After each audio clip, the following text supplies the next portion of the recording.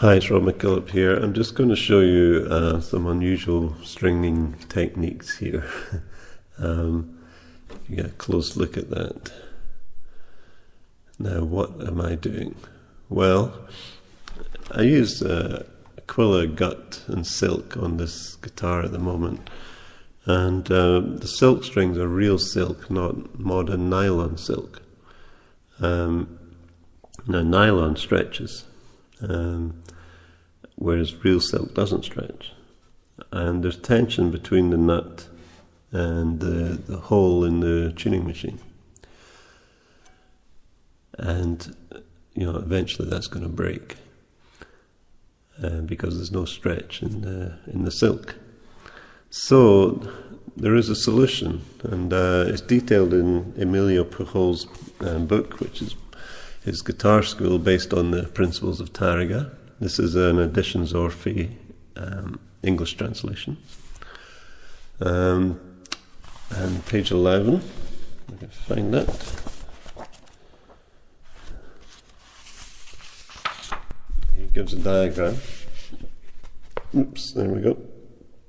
Of how to do this. And you can get this diagram on my website. And I'll show you what happens here, roughly. You cut the string short of the hole. So if we're going into the hole up here, you cut it round about here. And you take a gut string, an old used gut string that you don't want to play with anymore, and you tie a knot around it and then wind it around a few times and tie another knot. And then the ends of the gut string you put through the hole. So when the strain on the string is the gut string that stretches, and we're okay.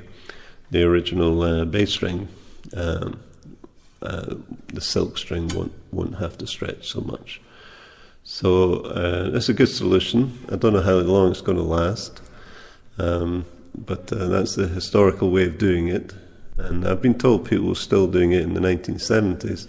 Though you can get some man-made fibre instead of the gut that will stretch a bit. So you don't need to use expensive gut strings, although these are ones that were on the guitar and they've worn down in places. I don't like them so much anymore. So this is an unusual thing. The sixth string, being a thicker string, has a different tie-in, and Pujol mentions that as well. So there you go. It's something a 19th century and 20th century cure for breaking strings behind the nut here. We'll see how long they last. I thought you might be interested. Right.